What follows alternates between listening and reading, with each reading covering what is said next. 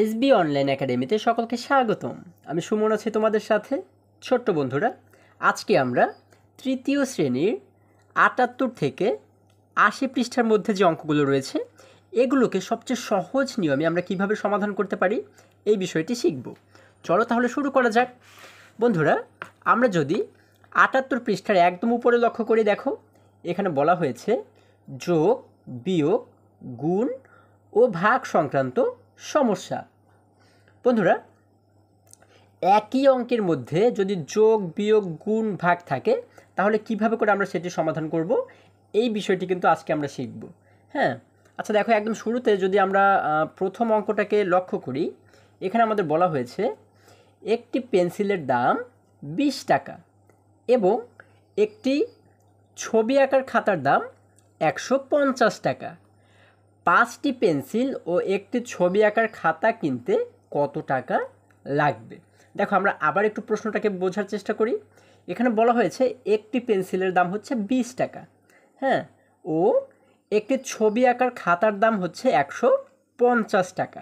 এখন আমাদের বলা হয়েছে আমরা যদি 5টি পেন্সিল ও একটি ছবি আঁকার খাতা কিনতে চাই তাহলে আমাদের কত টাকা লাগবে, তাই না? আচ্ছা বন্ধুরা, আমরা দেখো যদি একটু নিচে লক্ষ্য করি, এখানে কিন্তু আমরা কিছু ছবি আমরা দেখতে পাচ্ছি, তাই না? এখানে আমরা 5টা পেন্সিলের ছবি দেখতে পাচ্ছি, দেখো, এবং এখানে কিন্তু আমরা একটি ছবি আঁকার খাতার ছবি দেখতে পাচ্ছি। আচ্ছা দেখো, এই যে পেন্সিলটা, এই একটা পেন্সিলের দাম যদি 20 টাকা হয় তাহলে এখানে যে 5টা পেন্সিল আমরা দেখতে পাচ্ছি, 5টা পেন্সিলের দাম কি 5 গুণ বেশি হবে না বন্ধুরা? আচ্ছা, যেহেতু আমাদের বলা হয়েছে যে 5টি পেন্সিল আমরা কিনবো এবং একটি খাতা কিন্তু আমরা কিনবো, হ্যাঁ, তাহলে এখানে আমাদের একটি পেন্সিলের দাম দেওয়া রয়েছে, আমাদের বের করতে হবে যে 5টি পেন্সিলের দাম কত টাকা। একটি পেন্সিলের দাম দেওয়া রয়েছে 20 টাকা, তাহলে 5টি পেন্সিলের দাম কি অবশ্যই 5 গুণ কিন্তু বেশি হবে। ঠিক আছে, তাহলে আমরা প্রথমে আগে বের করব যে 5টি পেন্সিলের দাম কত টাকা হয়, হ্যাঁ, তারপরে 5টি পেন্সিলের দামের সাথে একটি খাতার যে দাম সেই দামটাকে আমরা কিন্তু যোগ করে দেব। যোগ করলে আমরা পেয়ে যাব যে 5টি পেন্সিল এবং একটি খাতা কিনতে আমাদের কত টাকা লাগবে, তাই না? আচ্ছা দেখো, তাহলে আমরা যদি প্রথমে পেন্সিলের দাম বের করি, আমরা কি করব?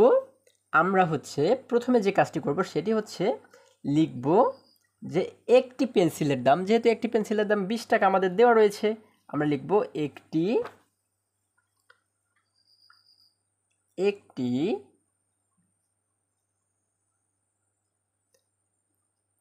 পেন্সিলের দাম কত টাকা দেওয়া রয়েছে আমাদের?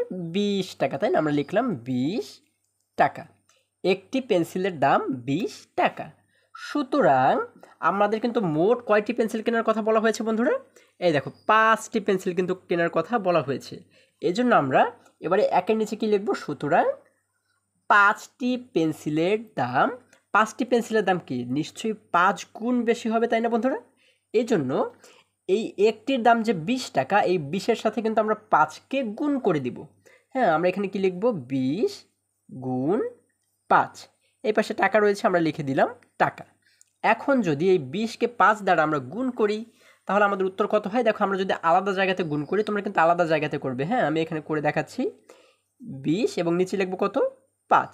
20কে যদি আমরা 5 দ্বারা গুণ করি তাহলে আমাদের উত্তর কত হয়? দেখো, প্রথমে আমরা 5কে 0 দ্বারা গুণ করব, তারপর আমরা 5কে 2 দ্বারা গুণ করব, তাই না? তো তাহলে 5কে 0 দ্বারা গুণ করলে কত হয়? 5 0 0। আমরা জানি শূন্যের সাথে যে কোনো সংখ্যাকে গুণ করলে উত্তর কিন্তু শূন্যই হবে। এখানে যদি 7 থাকতো তাহলে 7 শূন্যও কিন্তু 0 হতো, এখানে যদি 9 থাকতো 9 শূন্য 0 হতো। অর্থাৎ এখানে যে সংখ্যাই থাকুক না কেন, আমরা যদি শূন্যের সাথে কোনো সংখ্যাকে গুণ করি আমাদের উত্তর কিন্তু শূন্যই হবে। ঠিক আছে, এটি কিন্তু তোমাদের সবসময় মনে রাখতে হবে। আচ্ছা দেখো, 5-এর সাথে 0কে গুণ করা হয়ে গেল। এখন 5-এর সাথে 2কে গুণ করলে কত পাই? 5 2 10। আমরা লিখে দিলাম 10। তার মানে এখানে আমরা কত পাচ্ছি? 100 পাচ্ছি। কিন্তু এই 100 দ্বারা কি বোঝানো হচ্ছে? 5টি পেন্সিলের দাম হচ্ছে কত টাকা? 100 টাকা। আশা করি তোমরা এতটুকু সকলেই বুঝতে পেরেছো। দেখো, আমাদের কিন্তু বলা হয়েছিল যে আমরা 5টি পেন্সিল কিনবো, 5টি পেন্সিল কিনবো ও একটি খাতা কিনবো, কিন্তু একটি ছবি আঁকার খাতা কিনবো, তাই না? তাহলে আমাদের মোট কত টাকা লাগবে? তাহলে 5টি পেন্সিল কিনতে যদি 100 টাকা লাগে এবং একটি খাতা কিনতে যদি 150 টাকা লাগে, দেখো এখানে কিন্তু আমাদের বলাই রয়েছে যে একটি ছবি আঁকার খাতার দাম 150 টাকা। তাহলে এই 5টির জন্য যে 100 টাকা আমাদের দরকার এবং ছবি আঁকার জন্য ছবি আঁকার খাতার জন্য যে 150 টাকা দরকার, এই 150 এবং এই 100কে যদি আমরা যোগ করে দিই তাহলে কি আমরা পেয়ে যাব না যে আমাদের মোট কত টাকা খরচ হবে বা কত টাকা লাগবে? হ্যাঁ বন্ধুরা, আমরা কিন্তু খুব সহজেই এটিকে বের করতে পারবো, তাই না? তাহলে এই 100 এবং খাতার 150কে আমরা এবারে যোগ করে দেব। আমরা কি লিখব? আমরা নিচে লিখব 5টি পেন্সিলের দাম। আমরা লিখব হচ্ছে 5টি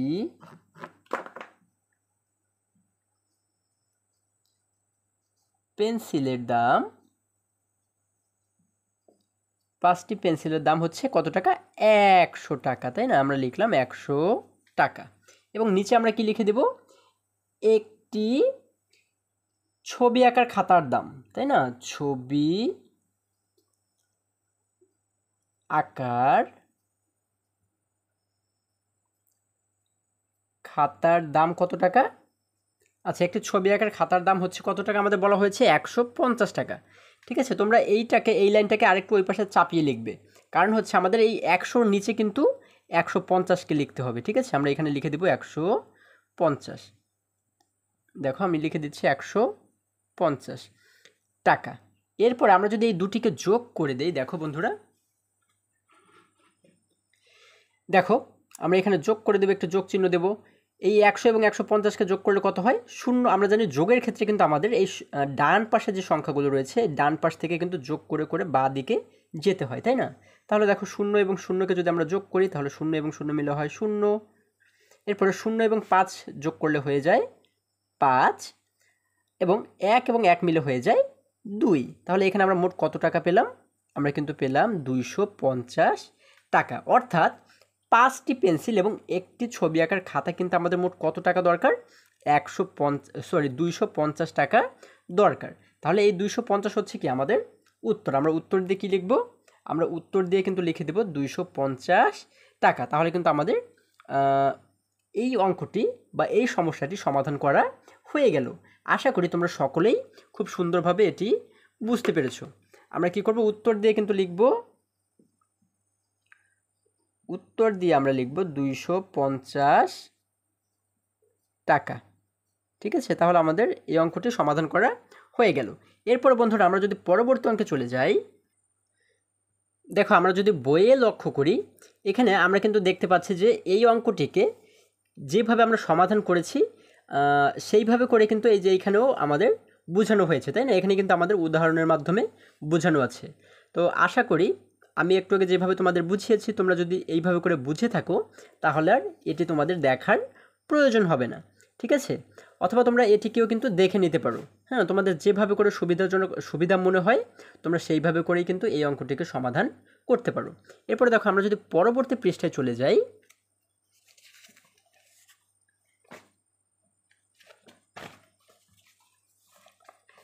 বন্ধুরা এখানে 79 পৃষ্ঠার একদম উপরে যদি আমরা লক্ষ্য করি, দেখো এখানে বলা হয়েছে 1 নম্বরে 6টি ঝুড়ির প্রতিটিতে 30টি করে আম আছে, অন্য একটি ঝুড়িতে 37টি আম আছে, 7টি ঝুড়িতে মোট কতটি আম আছে? দেখো আবারও আমরা যদি একটু প্রশ্নটাকে বোঝার চেষ্টা করি, আমরা কিন্তু প্রশ্নটাকে সর্বপ্রথম বোঝার চেষ্টা করব।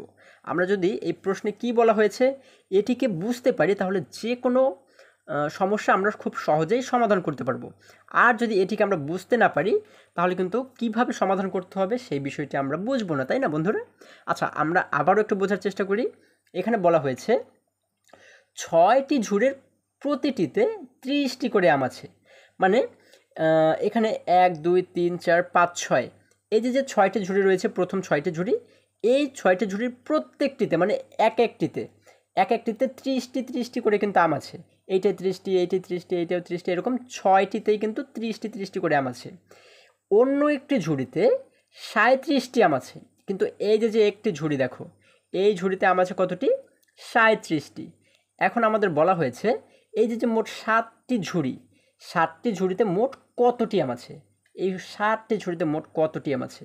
দেখো আমাদের কিন্তু এখানে বোঝার যেটা বিষয় সেটি হচ্ছে এই একটা ঝুড়িতে কিন্তু আম শুধু বেশি রয়েছে, তাই না?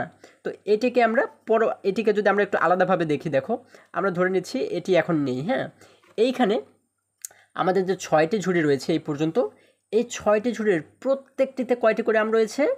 আমরা দেখতে পাচ্ছি এখানে রয়েছে 30টি করে আম, 30টি। অর্থাৎ একটিতে যদি 30টি আম থাকে, 6টি ঝুড়িতে কি 6 গুণ বেশি থাকবে না বন্ধুরা? হ্যাঁ, অবশ্যই 6 গুণ কিন্তু বেশি থাকবে, তাই না? তাহলে আমরা এই 6টি ঝুড়ির আম আগে বের করব। হ্যাঁ, তাহলে 6টি ঝুড়ির আম কীভাবে বের করব? আমরা কি জানি, একটি ঝুড়িতে আম আছে 30টি, সুতরাং 6টি ঝুড়িতে আম আছে 30 গুণ 6, তাই না? 30-এর সাথে 6কে গুণ করে আমরা যা পাবো সেই কয়টি আমি তো আছে এখানে, তাই না বন্ধুরা? আচ্ছা, তাহলে এটিকে আমরা যখন কথার অঙ্কের মাধ্যমে লিখব, তাহলে তখন আমরা কিভাবে করে লিখব? আমরা 1 নাম্বার দিয়ে লিখব। দেখো এখানে যে বলা হয়েছে যে 6টি ঝুড়ির প্রতিটিতে মানে কিন্তু একটিতে, ঠিক আছে? মানে একটিতে 30টি করে আম আছে। তাহলে আমরা এটি লিখব যে একটি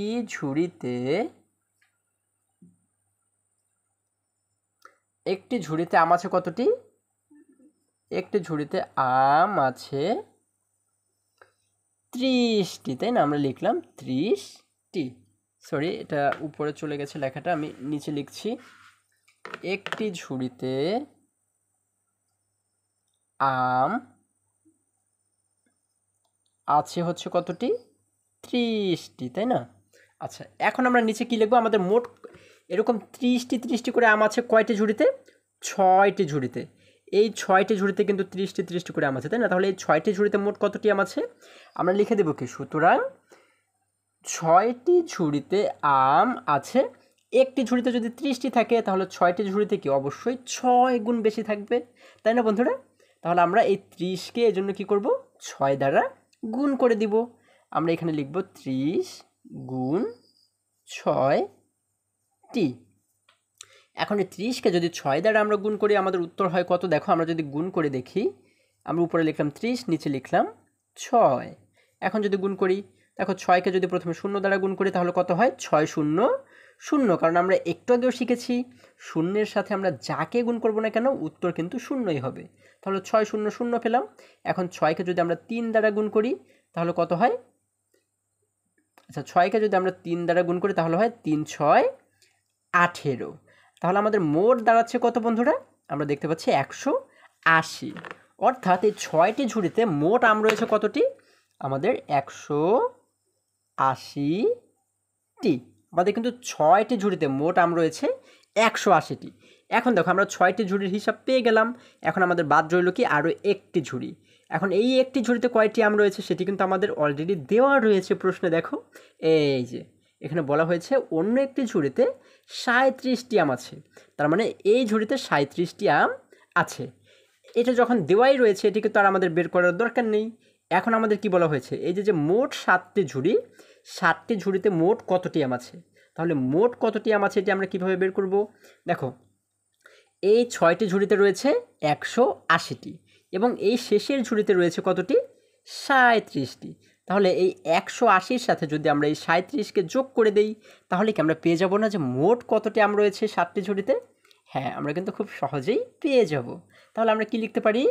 আমরা এখানে লিখব, এই যে 6টি ঝুড়িতে যে 180টি আম রয়েছে, এটিকে আমরা প্রথমে লিখব। আমরা লিখব 6টি ঝুড়িতে আম আছে হচ্ছে 180টি, তাই না? 180টি।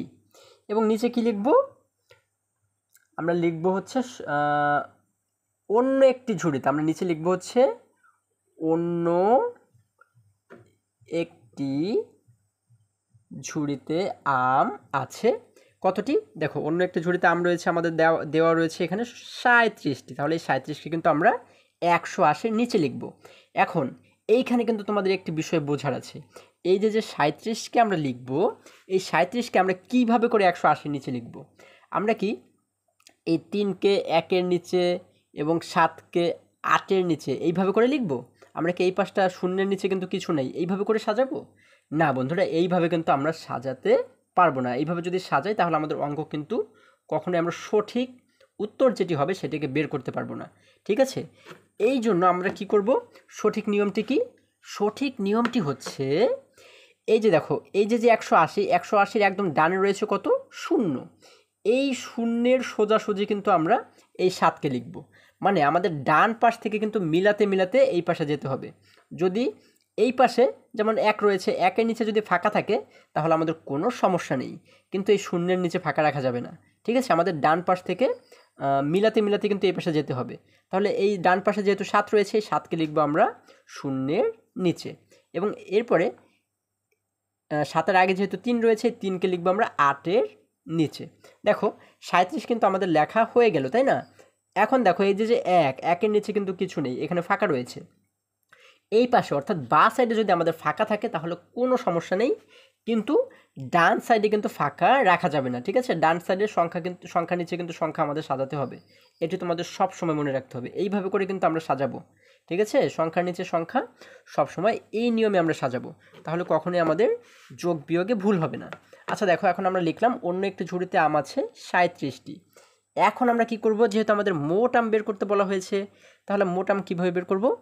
এই 180-র সাথে এই 37কে আমরা যোগ করে দিব। যোগ করলে তো পেয়ে যাব যে মোট কতগুলো আম রয়েছে, তাই না? এখন দেখো যদি যোগ করি, 0 এবং 7কে যোগ করলে হয় 7, আমরা লিখে দিলাম 7। 8 এবং 3কে যোগ করলে কত হয়? 8 আর 3 মিলে হয় 11, তাই না? 8, 9, 10, 11। তাহলে এই 11-র আমরা কি করব? 1কে লিখব এইখানে, এবং এই যে 1 রয়েছে এটাকে কিন্তু আমরা হাতে রেখে দিব। হ্যাঁ, এটিকে আমরা পরবর্তীতে যোগ করে দিব। আমরা হাতে রেখে যোগ কিন্তু এর আগেও শিখেছি, এই জন্য আমি তোমাদের এখন আর ওটি বোঝাচ্ছি না। দেখো আমরা 11-র 1কে লিখলাম এখানে, হাতে রয়ে গেল আমাদের 1। এখন দেখো এইখানে উপরে রয়েছে 1, নিচে কিন্তু কিছু নেই। কিছু যদি না থাকে তখন আমরা সেখানে মনে মনে একটি শূন্য ধরে নিতে পারি। হ্যাঁ, তাহলে 1 এবং 0কে যোগ করলে কিন্তু 1ই হয়। তাহলে এই 1-এর সাথে হাতের যে 1 রয়েছে, এই 1কে যোগ করলে কত হয়? 1 এবং 1 মিলে হয় 2। তাহলে আমরা মোট আম কতটি পাচ্ছি? আমরা কিন্তু মোট আম পাচ্ছি 217টি, তাই না বন্ধুরা? তাহলে আমাদের উত্তর হচ্ছে 217। আশা করি তোমরা সকলেই বুঝতে পেরেছো। তাহলে আমরা উত্তর দিয়ে কি লিখব? আমরা উত্তর দিয়ে লিখব 217টি। তাহলে কিন্তু এই অঙ্কটিকে আমাদের সমাধান করা হয়ে গেল। আশা করি তোমরা সকলেই বুঝতে পেরেছো। বন্ধুরা, আমরা যদি পরবর্তী অঙ্কে চলে যাই, বন্ধুরা আমরা বইয়ে কিন্তু একটু অন্যরকমভাবে দেখতে পাচ্ছি, তাই না? তো এইভাবে করেও কিন্তু আমরা এটিকে সমাধান করতে পারি। দেখো এখানে কিন্তু গাণিতিক বাক্যের মাধ্যমে সমাধানটা এখানে দেখানো হয়েছে। হ্যাঁ, আমরা কিন্তু একটু আগে যেভাবে করেছি এটি হচ্ছে কথার অঙ্কের মাধ্যমে সমাধান করেছি। আচ্ছা, এইভাবেও তোমরা সমাধান করতে পারো, অথবা গাণিতিক বাক্যের মাধ্যমে কিন্তু তোমরা সমাধান করতে পারো। তাহলে এইখানে যে শূন্যস্থান বা খালি ঘরগুলো আমরা দেখতে পাচ্ছি, এখানে কি কি বসবে এটি হচ্ছে তোমাদের একটি বিষয়, বোঝার বিষয়। তো এইটিকে যদি আমরা একটু সমাধান করার চেষ্টা করি, দেখো আমরা দেখতে পাচ্ছি এখানে প্রথমে বলা হয়েছে 6টি ঝুড়িতে মোট ড্যাশ গুণ ড্যাশটি সমান সমান ড্যাশটি আম আছে, তাই না? আচ্ছা দেখো 6টি ঝুড়িতে কতটি আম আছে সেটি প্রথমে আমরা বের করব। তাহলে এটিকে আমরা কিভাবে করে বের করব? যেহেতু এক একটি ঝুড়িতে 30টি করে আম রয়েছে, এজন্য আমরা কি করব, এখানে 30-এর সাথে গুণ করব কতকে? 6কে, তাই না? যেহেতু 30টি করে আম রয়েছে এজন্য আমরা প্রথমে লিখব 30, এরপরে গুণ দিয়ে এখানে কত লিখব?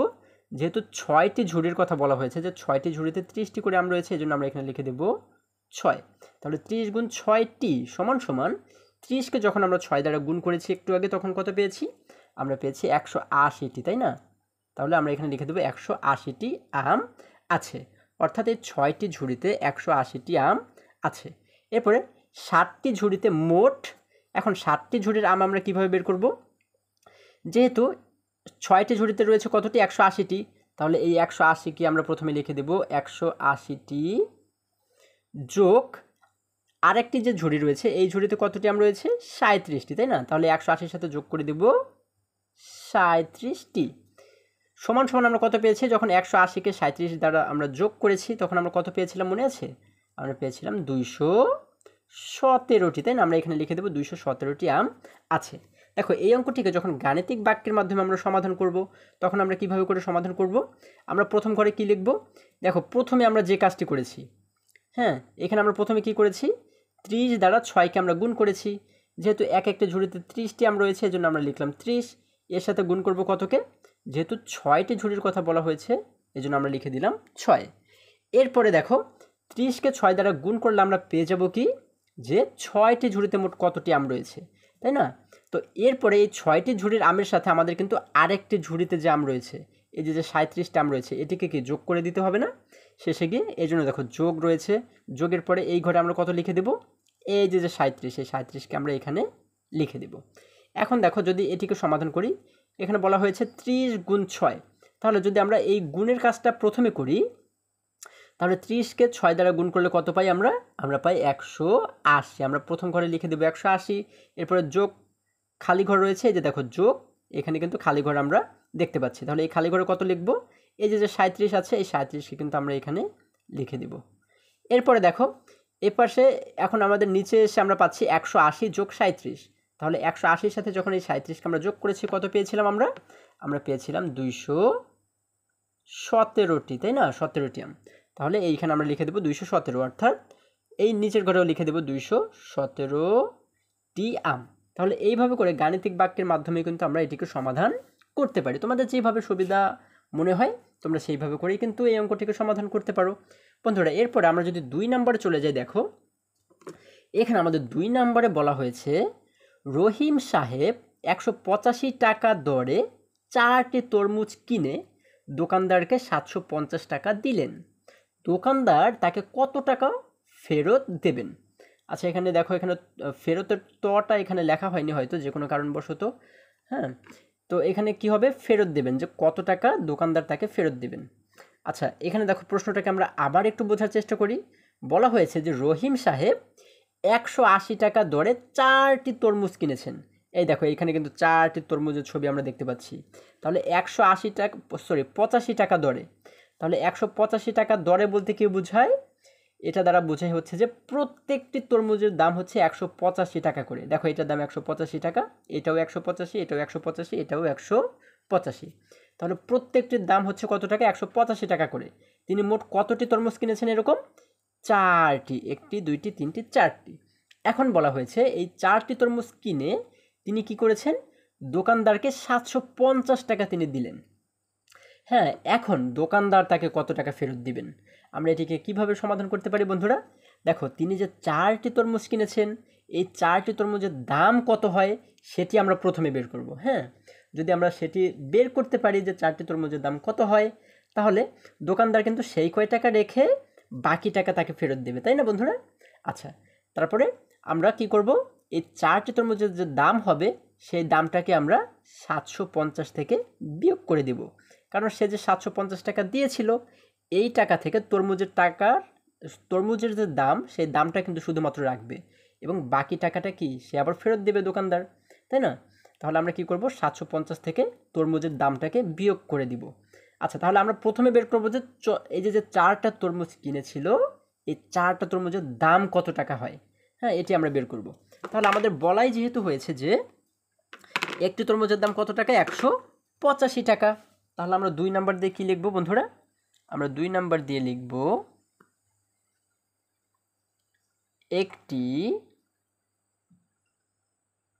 একটি তরমুজের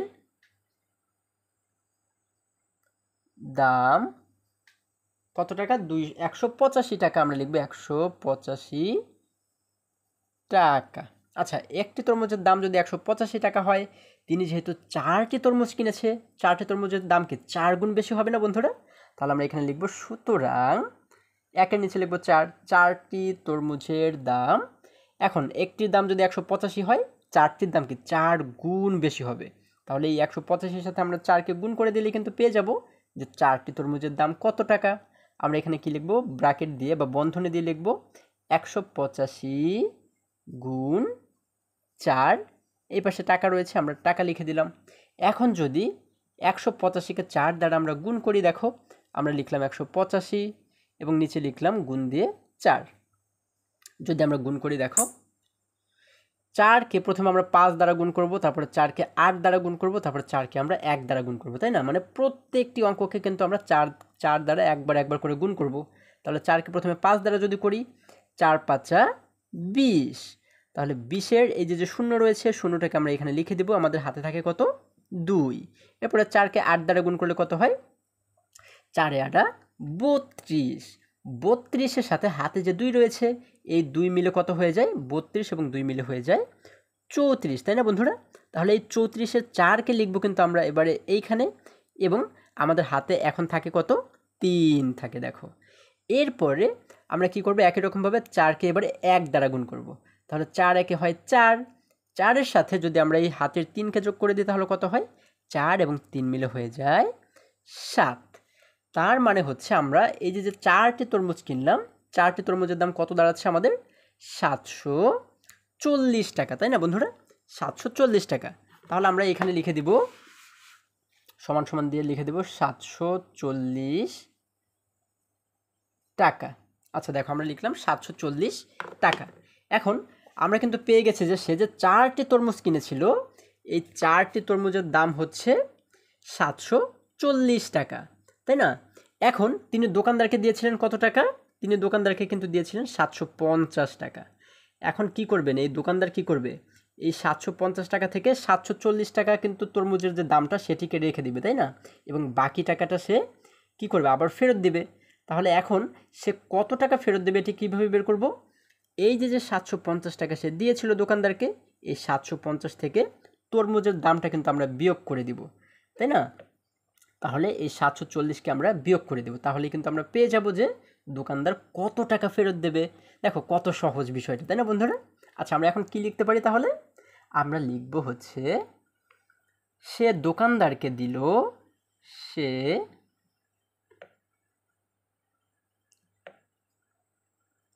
দোকানদারকে দিল কত টাকা? 750 টাকা। আচ্ছা, সে দোকানদারকে দিল 750 টাকা। এখন আমরা কি লিখব? নিচে লিখব হচ্ছে কি তরমুজের দাম হয়েছিল কত টাকা? 740 টাকা। তাহলে আমরা নিচে লিখব তরমুজের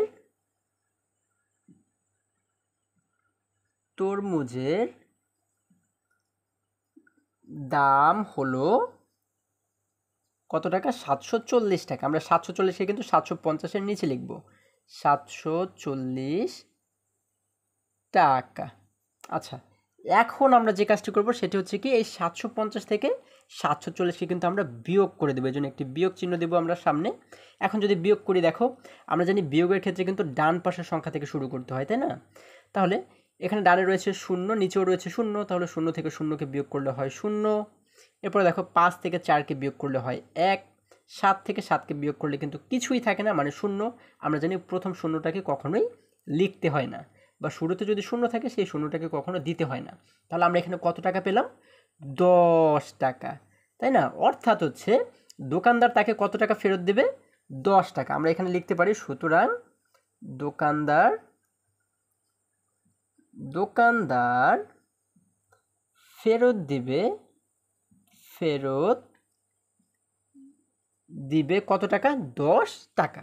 অর্থাৎ এই 10 টাকা হচ্ছে আমাদের উত্তর। আমরা উত্তর দিয়ে লিখতে পারি 10 টাকা। তাহলে কিন্তু আমাদের অঙ্কটি সমাধান করা হয়ে গেল। বন্ধুরা দেখো, আমরা অনেক সহজেই কিন্তু এটিকে সমাধান করে ফেললাম। এখন দেখো, যদি আমরা বইয়ের কাছে চলে যাই, এখানেও আমরা কিভাবে করে এই অঙ্কটিকে সমাধান করতে পারি। এখানে কিন্তু গাণিতিক বাক্যের মাধ্যমে দেখো আমাদের এখানে বোঝানো হয়েছে। হ্যাঁ, এখানে তোমরা চাইলে গাণিতিক বাক্যের মাধ্যমে এটিকে সমাধান করতে পারো। তোমাদের যেভাবে সুবিধা মনে হয় তোমরা সেইভাবে করেই করতে পারো, ঠিক আছে?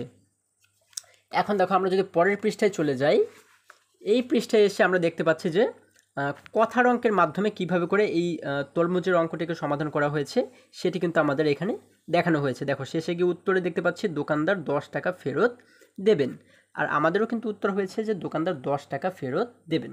দেখো, এটির সাথে কিন্তু আমাদের এই বইয়ের সাথেও মিলে গেল, তাই না? তো বন্ধুরা, আমরা যদি পরবর্তী অঙ্কে চলে যাই, দেখো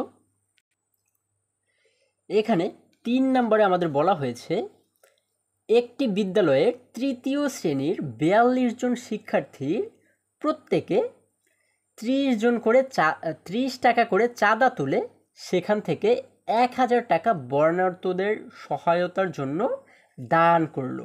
এখন তাদের কাছে কত টাকা রইল? দেখো, আমরা আবার একটু যদি অঙ্কটাকে বোঝার চেষ্টা করি বা প্রশ্নটাকে বোঝার চেষ্টা করি, এখানে বলা হয়েছে একটি বিদ্যালয়ের তৃতীয় শ্রেণীর 42 জন শিক্ষার্থী, হ্যাঁ, তারা কি করলো, প্রত্যেকে মানে এক একজনে 30 টাকা করে চাঁদা তুললো। হ্যাঁ, মানে এক একজনে 30 টাকা করে চাঁদা দিল। তার মানে একজনে যদি 30 টাকা করে দেয়, 42 জনে কত টাকা করে দিল, কত টাকা দিল মোট? আমরা এটিকে কীভাবে বের করতে পারি? এই 30-এর সাথে যদি আমরা 42-কে গুণ করে দেই, তাহলেই কিন্তু আমরা পেয়ে যাব যে 42 জনে কত টাকা দিল, তাই না? এটি কিন্তু আমাদের প্রথমে বের করতে হবে যে 42 জনে মোট কত টাকা চাঁদা দিল। একজনে যদি 30 টাকা দেয় বন্ধুরা, তাহলে 42 জনে কি 42 গুণ বেশি দেবে নিশ্চয়ই, তাই না? তাহলে এই দুটোকে আমাদের প্রথমে গুণ করতে হবে। তারপরে বলা হয়েছে যে কয় টাকা তারা মোট দিল, অর্থাৎ এই টাকা থেকে তারা 1000 টাকা বর্ণাঢ্যদের সহায়তার জন্য দান করলো। তাহলে 1000 টাকা তারা যখন দান করে দিল, তাহলে কি সেই মোট টাকা থেকে 1000 টাকা কি কমে গেল না? আর যখন কমে যায় তখন আমরা কি করি? বিয়োগ করি। তার মানে মোট টাকা থেকে আমরা পরবর্তীতে 1000-কে বিয়োগ করে দিব। তাহলেই কিন্তু আমরা পেয়ে যাব যে তারপরে আর তাদের কাছে কত টাকা রইল। আচ্ছা, এই ক্ষেত্রে আমাদের প্রথমে কি করতে হবে? আমাদের বের করতে হবে যে 42 জনে মোট কত টাকা করে দিল। একজনে যদি 30 টাকা দেয়, 42 জনে কি অবশ্যই 42 গুণ বেশি দেবে। তাহলে আমরা কি লিখব? প্রথমে 3 নাম্বার দিয়ে আমরা লিখব, দেখো 3 নাম্বার দিয়ে আমরা লিখব একজনে চাঁদা দিল, একজনে চাঁদা দিল কত টাকা? এক একজনে কিন্তু 30 টাকা করে দিল আমাদের বলা হয়েছে, তাই না? প্রত্যেকে বলা হয়েছে, প্রত্যেকে শব্দের অর্থ হচ্ছে এক একজনে। তাহলে এক একজনে চাঁদা দিল কত টাকা? এক একজনে চাঁদা দিল, একজনে চাঁদা দিল হচ্ছে 30 টাকা। আমরা লিখলাম 30 টাকা। এরপরে আমাদের মোট কতজন শিক্ষার্থী রয়েছে বলা হয়েছে? 42 জন। তাহলে আমরা এই একের নিচে এবারে কি লিখব? সুতরাং 42 জনে চাঁদা দিল। একজনে যদি 30 টাকা চাঁদা দেয়, তাহলে 42 জনে কি অবশ্যই 42 গুণ বেশি দিবে। তাহলে আমরা কি করব? এই 30-এর সাথে 42-কে গুণ করে দেব। আমরা এখানে লিখব 30 গুণ 42। এখানে টাকা রয়েছে শেষে, আমরা লিখে দিব টাকা। আচ্ছা, এখন দেখো 30-কে যদি 42 দ্বারা আমরা গুণ করি, আমরা উপরে লিখলাম 30, নিচে লিখলাম 42। এখন যদি গুণ করি, দেখো আমরা এর আগে যে গুণগুলো করেছি সেখানে আমরা নিচে কিন্তু একটি করে অঙ্ক দেখতে পেয়েছি, তাই না? এখানে কিন্তু 2টি অঙ্ক রয়েছে, দেখো 4 একটি অঙ্ক, 2 একটি অঙ্ক। তো এই ক্ষেত্রে আমরা কি করব? আমরা এই পাশে ডান পাশে যে 2 দেখতে পাচ্ছি, এই ডান পাশের 2-এর সাথে প্রথমে আমরা 0-কে গুণ করব, তারপরে 2-এর সাথে আমরা 3-কে গুণ করব। মানে 2 দিয়ে আমরা ধরে নিচ্ছি এখানে 4 নেই, হ্যাঁ? তাহলে আমরা যে সিস্টেমে করতাম সেই সিস্টেমে করব। এই 2 দিয়ে প্রথমে আমরা ওকে গুণ করব, তারপরে 2 দিয়ে ওকে গুণ করব, তারপরে আবার আমরা 4 দিয়ে ওকে গুণ করবো এবং 4 দিয়ে এই 3-কেও গুণ করব। তাহলে প্রথমে আমরা 2-এর কাজটি করি। আমরা ধরে নিচ্ছি যে এখানে এই 4টি নেই, ঠিক আছে? তাহলে আমরা কি করব? 2 দিয়ে 0-কে গুণ করব, 2 0 0। আমরা জানি 0 দ্বারা যাকেই গুণ করেন এখানে উত্তর কিন্তু 0 হয়। এরপরে দেখো 2-কে যদি 3 দ্বারা গুণ করি, তাহলে হয় 3 2 6। তাহলে এই 2 দিয়ে আমরা এই উপরের দুটিকে গুণ করে কত পেলাম? 60 পেলাম, তাই না? এখন যখন আমরা 4 দিয়ে এই দুটিকে গুণ করব, তখন আমরা কি করব? উত্তরটাকে নিচের লাইনে এসে লিখব, এইখানে এসে লিখব, ঠিক আছে? এবং এইখানে আমাদের একটি বিষয় মনে রাখতে হবে, সেটি হচ্ছে নিচের লাইনে এসে লিখতে গেলে আমাদের একদম শুরুতে অর্থাৎ ডান সাইডে একটু শূন্য দিয়ে শুরু করতে হয়, একটি শূন্য দিয়ে শুরু করতে হয়। এখন আমরা যে উত্তরটি পাবো এইখানে কিন্তু লিখে দেব, ঠিক আছে? এখন আমরা 4 দ্বারা গুণ করতে পারবো। তাহলে 4 দ্বারা প্রথমে 0-কে গুণ করলে কত হয়? 4 0 0। এরপরে 4 দ্বারা 3-কে গুণ করলে হয় 3 4 12, তাই না? তাহলে আমরা এখানে পাচ্ছি কত? 1200, এবং উপরে পাচ্ছি আমরা শুধুমাত্র 60। তাহলে এই 60 এবং এই 1200-কে যদি আমরা যোগ করে দিই, এখন আমরা যোগ করব এই দুটিকে, এই যে দুটি সংখ্যা পাচ্ছে দুটিকে যদি যোগ করে দিই, দেখো 0 এবং 0 মিলে হয় 0, 6 এবং 0 মিলে হয় 6। এখানে নিচে কিন্তু উপরে কিন্তু কিছু নেই, তার মানে আমরা 0 ধরতে পারি। 0 এবং 2 মিলে হয় 2, এখানে 0 এবং 1 মিলে হয় 1। তার মানে আমরা এখানে মোট কত পাচ্ছি? আমরা পাচ্ছি 1260, তাই না? তার মানে হচ্ছে আমরা বুঝতে পারছি যে এই যে 42 জন ছাত্র চাঁদা দিয়েছিল, তাদের মোট চাঁদা হয়েছিল হচ্ছে 1260 টাকা, ঠিক আছে বন্ধুরা?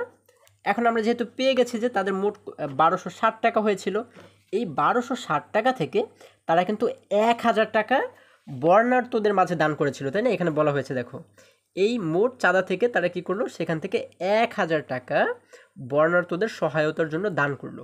তাহলে 1000 টাকা যখন তারা দান করলো, সেই 1000 টাকা কি এই টাকা থেকে কমে গেল না? অবশ্যই কিন্তু কমে গেল। আর যখন কমে যায় তখন আমরা কি করি? বিয়োগ করি, তাই না? তাহলে এই 1260 থেকে আমরা 1000কে বিয়োগ করে দিব। তাহলে আমরা এটি এখানে কি লিখতে পারি? এই কথাটি প্রথমে লিখব যে মোট চাঁদা উঠলো 1260 টাকা। আমরা লিখব মোট চাঁদা উঠলো কত টাকা? 1260 টাকা। তাহলে এই 1260 থেকে তারা বর্ণাঢ্যদেরকে দান করলো কত টাকা? আমরা লিখে দেব, নিচে লিখব তারা দান করলো বা বর্ণাঢ্যদের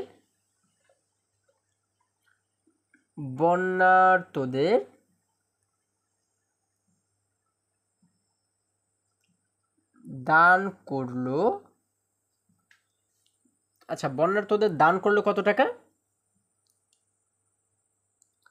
দান করলো 1000 টাকা। তাহলে এই 1200, সরি আমি এখানে কিন্তু 1260 লিখতে গিয়ে একটু অনেক বড় সংখ্যা লিখে ফেলেছি, তাই না?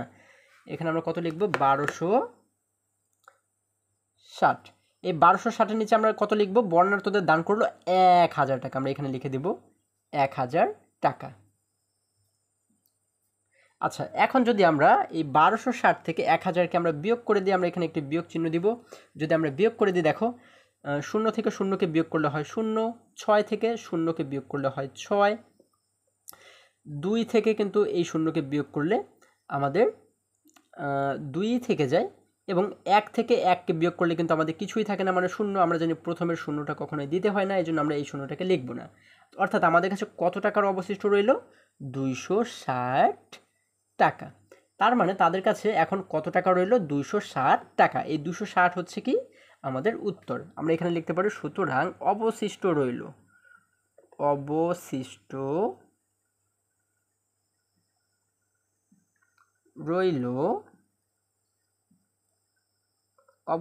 রইল 260 টাকা। এটি হচ্ছে আমাদের উত্তর। আমরা উত্তর দিয়ে লিখব এবারে উত্তর 260 টাকা। তাহলে কিন্তু আমাদের এটিকে সমাধান করা হয়ে গেল। বন্ধুরা, এখন আমরা যদি বইয়ের মতো করে একটু সমাধান করার চেষ্টা করি, বা বইয়ে যেভাবে আছে সেটিকে যদি একটু লক্ষ্য করি, দেখো এখানে আমরা দেখতে পাচ্ছি,